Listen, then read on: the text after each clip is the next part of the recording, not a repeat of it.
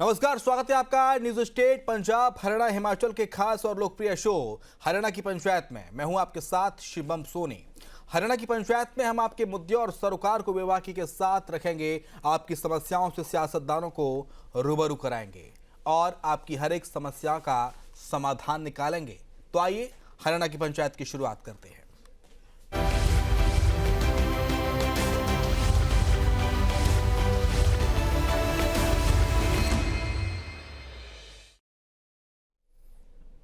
जीत की उम्मीद और फिर विधानसभा चुनाव में लगातार तीसरी बार हार। हरियाणा की कांग्रेस की स्थिति बेहतर नहीं है।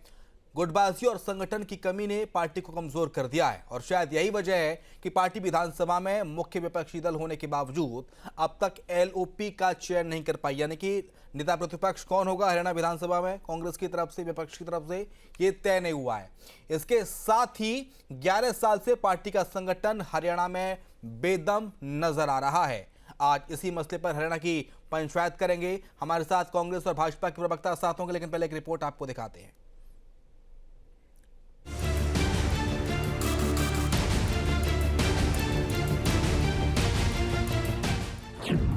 बीस साल में पहली बार नेता प्रतिपक्ष का इतना इंतजार। 11 साल से कांग्रेस को मजबूत जमीन की तलाश।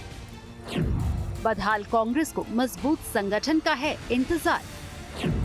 कमजोर संगठन और गुटबाजी से लगातार मिल रही हार।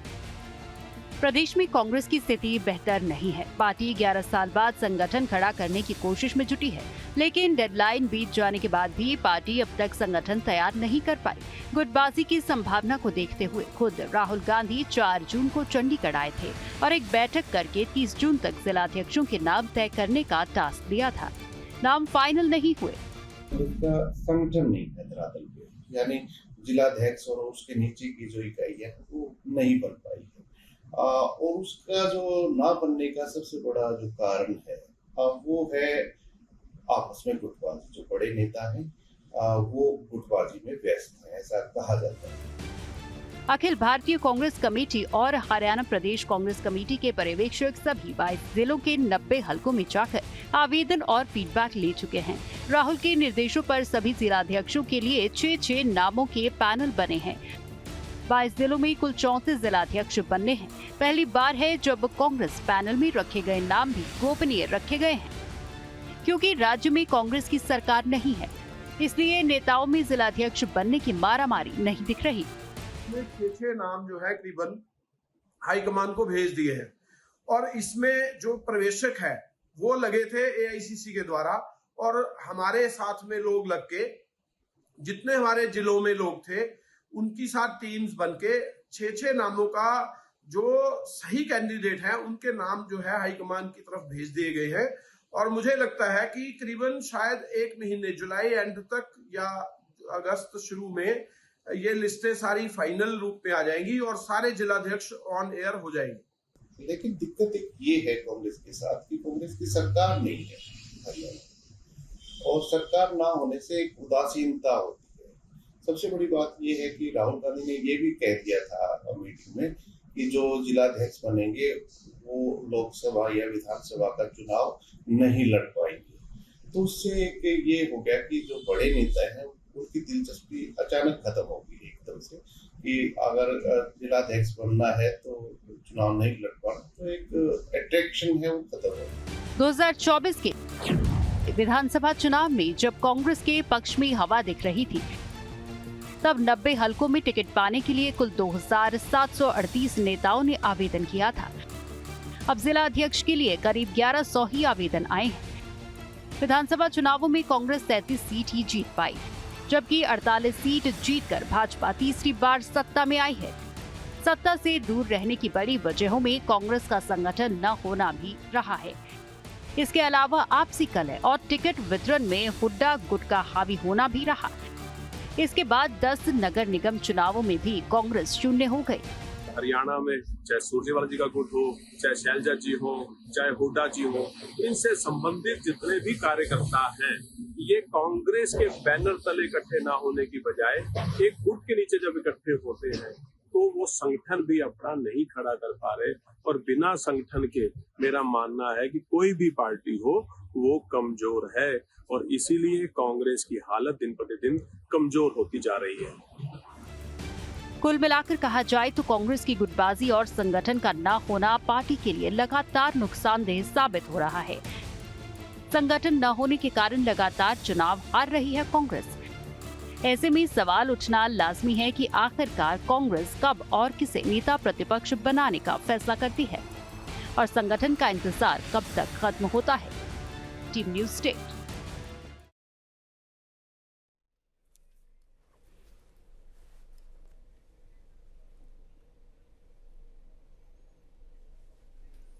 कहा जाता है कि न्याती इति नेता, जो नेतृत्व करता है वो नेता होता है, लेकिन हरियाणा में कौन कर रहा है कांग्रेस पार्टी का नेतृत्व विधानसभा के अंदर? फिलहाल कुछ तय नहीं हो पाया, 9 महीने गुजर गए, लेकिन नेता प्रतिपक्ष कौन होगा, एलओपी कौन होगा, ये आंतरिक गुटबाजी के चलते कांग्रेस अब तक तय नहीं कर पाई है। राजवीर रोहिल्ला है, प्रवक्ता है भारतीय जनता पार्टी के। दिनेश अग्रवाल है, प्रवक्ता है कांग्रेस पार्टी के। रविंद्र सिंह है, वरिष्ठ पत्रकार है हमारे साथ। लेकिन शुरुआत में दिनेश अग्रवाल जी आप ही के साथ कर लेता हूं। सर, कौन है आपका नेता? 9 महीने बीत गए हैं सर, बड़ी बड़ी बातें करते हैं आप, सरकार के सवालों, सरकार के कामों पर उंगलियां उठाते हैं, लेकिन आपका नेता कौन है ये बताइए आज। क्या मेरी आवाज आप तक ठीक ठाक पहुंच रही है सर? पहुंच रही है। क्या आप मेरी आवाज सुन पा रहे हैं? सुन रहा हूं सर, आपकी आवाज सुन रहा हूं। शिवम जी, क्या आप मेरी आवाज सुन सर, पा रहे हैं? पूरा हरियाणा आपकी आवाज सुन रहा है। क्या मेरी आवाज आप तक पहुंच रही?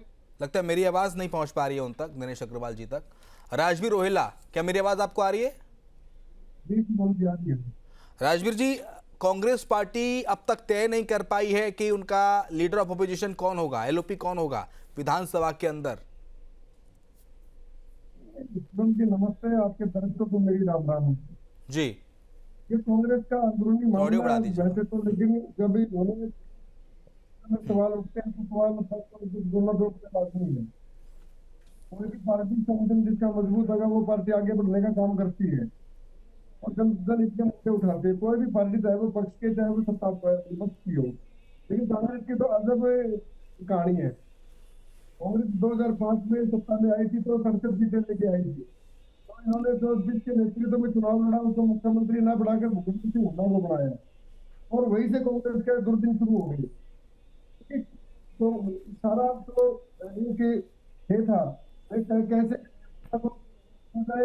और आने वाले जो चुनाव आए उनको जीता जाए और अपने हित साधे जाए। भूपेंद्र सिंह हुड्डा जी का सिर्फ यही लक्ष्य रहा, उन्होंने ना संगठन पे ध्यान दिया ना कार्यकर्ताओं पे, और जो चुनिंदा लोगों का एक गिरोह था जिसको सीएलयू गैंगविक कह सकते हैं आप, ऐसी चीजों पे उन्होंने अपना फोकस किया, जिसके कारण कांग्रेस के बहुत से नेता पार्टी छोड़ के गए और बहुत से नेताओं को उन्होंने खुद हाशिए पर ढकेलने का काम किया। आने वाले समय में वो चुनौती ना बढ़ जाए और उससे लेके आज तक 2024 के जो विधानसभा चुनाव पलायन कांग्रेस से जारी रहा, वो महीने से ये लोग अपना एलओपी नहीं बना पाए, इनकी फीस को दर्शाता है। 12 साल से संगठन खड़ा नहीं कर पाए। मैं नहीं कह रहा, मैं आऊंगा आपके पास। दिनेश जी, आप सुन पा रहे हैं मुझे? मेरी आवाज पहुंच रही है आप तक?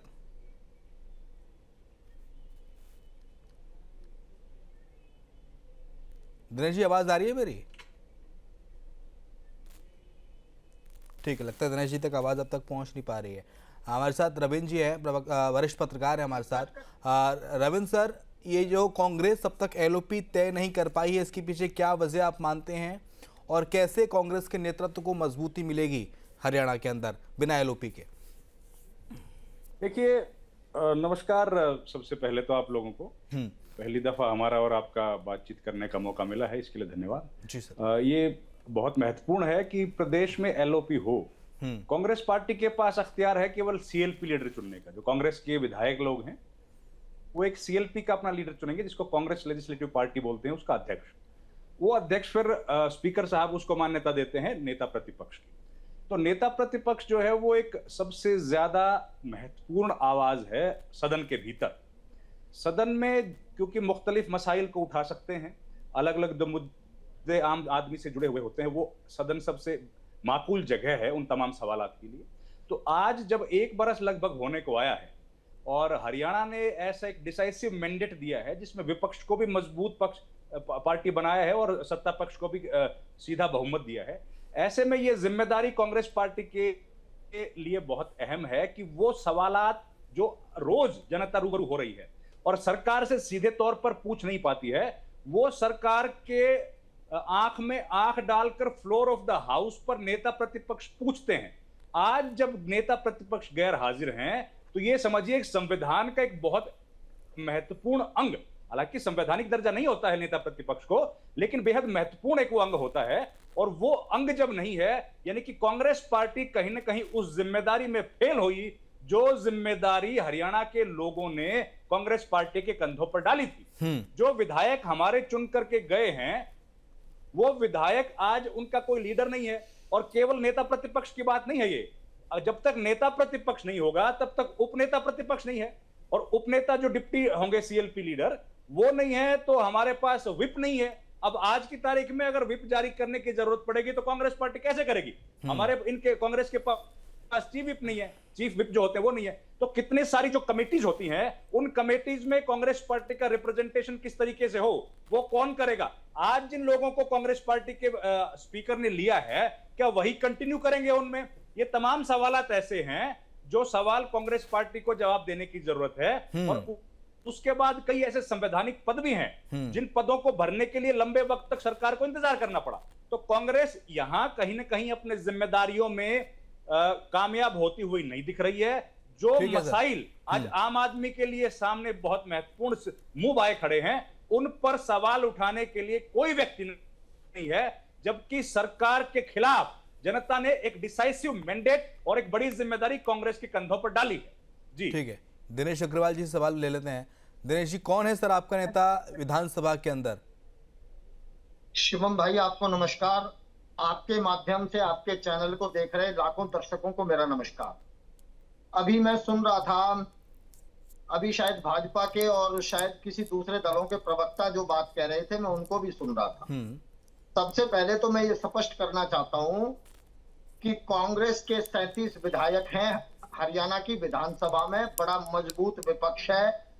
2-3 विधानसभा के सत्र हुए हैं और उन सत्रों में हमारे सभी विधायकों ने बकायदा एक एक बात को, एक एक मुद्दे को विधानसभा के अंदर उठाया है, मजबूती के साथ उठाया है। रही बात नेता प्रतिपक्ष की, तो नेता प्रतिपक्ष के तौर पर आज चाहे वो चिन्हित नहीं है, परंतु चौधरी भूपिंदर सिंह हुड्डा जी और हमारे अन्य कई वरिष्ठ जो हमारे विधायक हैं वो बड़ी मुस्तैदी के साथ जनता की आवाज को उठाने का काम कर रहे हैं। लेकिन मैं एक बात अभी तक ये नहीं समझ पा रहा कि जितनी चिंता अन्य दलों को कांग्रेस द्वारा नेता प्रतिपक्ष ना चुने जाने को लेकर हो रही है। नहीं सर, चिंता अन्य दलों को नहीं हो रही, चिंता उन लोगों को हो रही है जिन्होंने आपके विधायकों को चुन के विधानसभा में भेजा है। उनका नेतृत्व कोई विधानसभा में कर नहीं पा रहा ना सर। सोनी भाई मुझे समय देंगे आप बोलने का? हाँ, 9 महीने बीत गए हैं सर, कितना समय लेंगे? मुझे मेरी बात को सुन लीजिए, आपका प्रश्न मैंने सुन लिया, मैं आपको उसका उत्तर दे रहा हूँ। ठीक है, मैं ये कह रहा हूं कि एक भी मुद्दा ऐसा नहीं है जिसको विधानसभा में मजबूती से ना उठाया गया हो, और कोई मुद्दा ऐसा नहीं है जिसके ऊपर रोज जनता के बीच में जाकर वो बातें ना उठाई जाती हों। लेकिन जो विषय 9 महीने का चल रहा है, ऐसा तो मैं अपने बचाव में नहीं कह रहा, लेकिन मैं ये बता रहा हूं कि नेता प्रतिपक्ष चुनने में तो कर्नाटक के अंदर भी भाजपा को बड़ा लंबा समय लगा था। आज हमारा संगठन पूरे हरियाणा प्रदेश में पार्टी का जो रिवाइव हो रहा है, नए तौर पे जो खड़ा हो रहा है, इसके खड़े होते ही नेता प्रतिपक्ष का भी चयन हो जाएगा।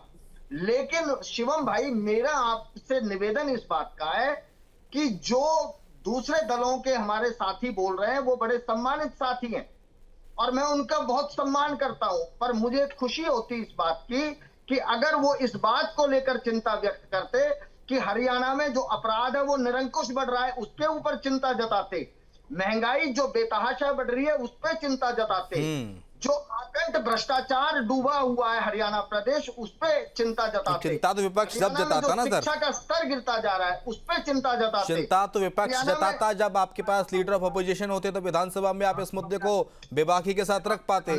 मैं शिवम भाई ये कह रहा आप हूं अपने आप अपने विधायकों को व्हिप जारी नहीं कर सकते हैं। मेरी बात सुनिए भाई, बात सुनिए। नहीं, आरोप ये लगते रहते हैं सर कि देखिए हुड्डा साहब का अलग गुट है कांग्रेस के अंदर, कुमारी शैलजा का अलग गुट है कांग्रेस के अंदर, रणदीप सुरजेवाला साहब का अलग गुट है कांग्रेस के अंदर। तो जो ग्रुपिज्म है ना, ये जो ग्रुपिज्म है ना हरियाणा के अंदर, सुन लीजिए दिनेश जी, आपको मैंने 5 मिनट सुना शालीनता के साथ, आप सुनिए। ये जो ग्रुपिज्म है कांग्रेस के अंदर, ये कांग्रेस को हरियाणा में दीमक की तरह खाया जा रहा है और इसलिए कांग्रेस पनप नहीं पा रही है। इस बात को आप कह रहे हैं या विरोधी दल बोल रहे हैं? मैं कह रहा हूं इस बात को तो लोग कह रहे हैं। कौन लोग?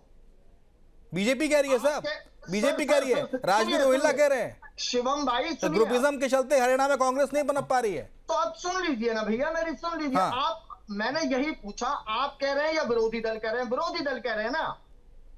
तो मैं ये पूछना चाहता हूं शिवम भाई, एक बार इनसे आप पूछ लीजिए कि हरियाणा के अंदर राव इंद्रजीत सिंह जब 12 विधायकों को डिनर देते हैं तो क्या वो ग्रुपिज्म नहीं है? जब अनिल विज सरकार के ऊपर अपनी हत्या करवाए जाने और खुद को हरवाए जाने के षड्यंत्र लगाने के आरोप लगाते हैं तो क्या वो ग्रुपिज्म नहीं है? हरियाणा के अंदर जब मनोहर लाल खट्टर आकर यहाँ पर इंटरफियरेंस करते हैं तो क्या वो ग्रुपिज्म नहीं है? जब नायब सिंह सैनी से रामविलास शर्मा रूठ जाते हैं तो क्या वो ग्रुपिज्म नहीं है? लेकिन राजू रोहिल्ला, भाई समस्या क्या है? सुनिए आप, समस्या क्या है? राजू रोहिल्ला, ये सरकार, आप पहले प्लीज मेरा उत्तर सुन लीजिए। सुन लिया, राजवीर रोहिल्ला की बारी है। राजवीर जी, ये एक्चुअल में दिनेश अग्रवाल जी सच्चाई का स्वीकार नहीं करना चाहते। भारतीय जनता पार्टी का जो संगठन है वो आप ये मान के चलिए बूथ से लेकर राष्ट्रीय अध्यक्ष तक के हमारा सब संगठन A to Z बना हुआ है।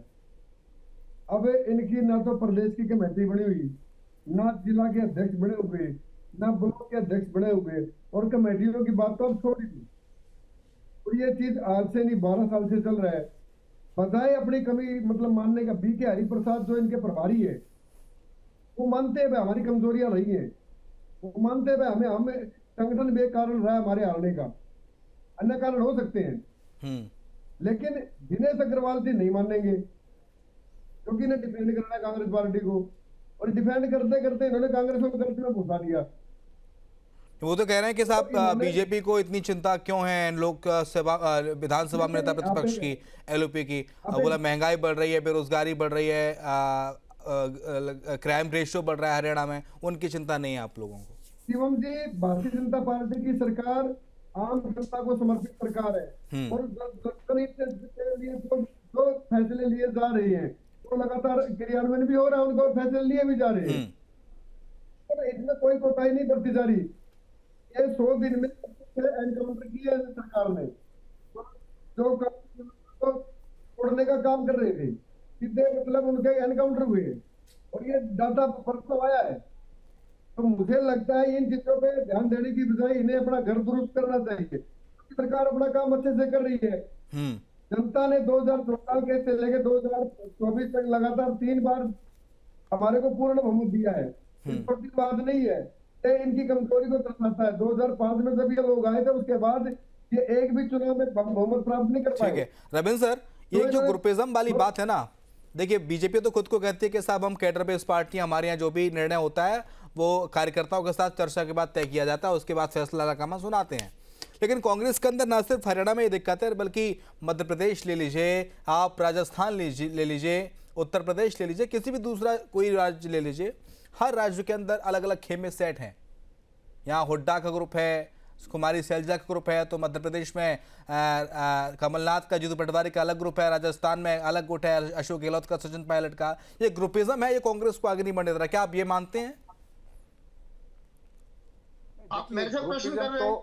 रविंद्र जी, हाँ, ग्रुपिज्म तो हर राजनीतिक दल में है। हाँ। और ग्रुपिज्म मुझे लगता है होने में किसी को दिक्कत नहीं है, क्योंकि राजनीतिक दल जो है वो एक पॉलिटिकल एंटिटी है और उसमें गुटबाजी है नहीं है, उससे आम आदमी को कोई सरोकार नहीं। आम आदमी को सरोकार है उन मुद्दों से जो आज जनता के सामने खड़े हुए, और उनको मुद्दों को उठाने का काम राजनीतिक दल एज ए होल होता है, या फिर जिन विधायकों को चुना गया है, चाहे वो किसी भी पार्टी के हों, अब जो बीजेपी के प्रवक्ता बात कह रहे हैं कि बीजेपी 3 बार चुनी गई है, बिल्कुल बीजेपी 3 बार चुन ली गई है, लेकिन बीजेपी ने जिस तरीके से हरियाणा के भीतर आज की तारीख में लॉ एंड ऑर्डर की खराब स्थिति की है, ऐसी तो हमने नहीं देखी आज तक।